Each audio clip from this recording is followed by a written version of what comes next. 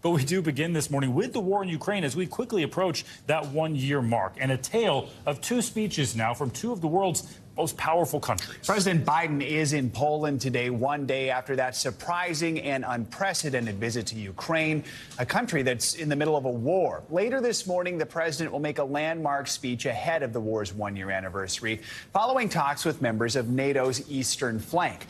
And earlier this morning in Moscow, President Putin delivered his State of the Nation address. In a bullish speech, Putin accused the West of provoking the conflict and threatening Russia's very existence, allegations the West strongly denies. The Western elites do not conceal their goals. As they say, it's a direct quote, to bring Russia a strategic defeat. What does it mean? What is it for us? It means to end us once and for all. It means they plan to turn a local conflict into a global confrontation. We understand it exactly like that. We will react to it accordingly. This is because, in this case, it is about the very existence of our country. NBC News foreign correspondent Josh Lederman joins us now from Warsaw, Poland. Josh, before we get more into President Putin's speech, let's focus on where you are in Poland and President Biden's agenda there today. What do we expect to be the big message he delivers today, especially in the wake of that visit to Kyiv? Well, Joe, it was almost 1 year ago that President Biden was at the Royal Gardens here in Poland, where he delivered a speech just as that war was getting underway, trying to make the case that the U.S., its allies, and Ukraine needed to stand together against Russia's aggression. And here, 1 year later, White House officials say President Biden will try to expand and build on that message, making the point that the Western coalition really has succeeded in holding itself together, in supporting Ukraine, in being able to withstand a Russian war that many had suspected would lead Ukraine's military to quickly collapse. President Biden trying to send the message as he meets here in Poland with President Duda and tomorrow with leaders from other NATO countries on the eastern flank, that it is more important than ever that countries step up with more weapons, with more economic assistance, and with more diplomatic solidarity with Ukraine to ensure that Russia is not able to use this long-running war and that sense of fatigue to gain an upper hand over Ukraine.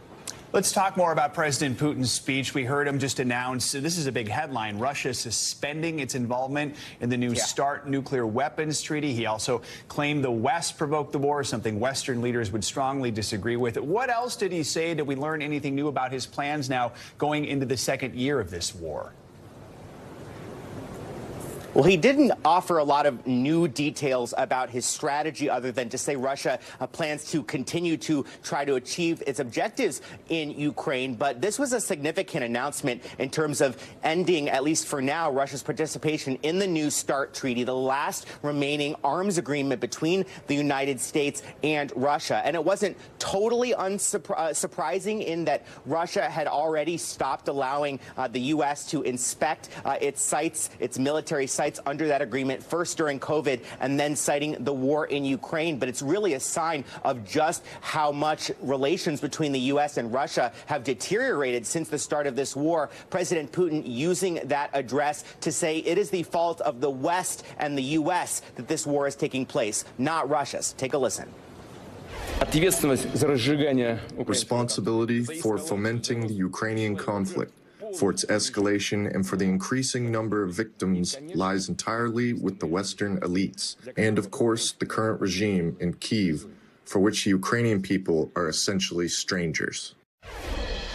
We heard Putin once again talking about the history of Ukraine's relationship with Russia, trying to make the case that it is Russia's responsibility to protect and defend Russian speakers in Ukraine, and that Russia simply came to the aid of its own people in Ukraine who needed their help. That, of course, is a historical narrative that the U.S. says is completely bogus. And Josh, real quickly, I have to ask you, that extraordinary visit by President Biden to Kyiv yesterday, how'd the White House pull that off?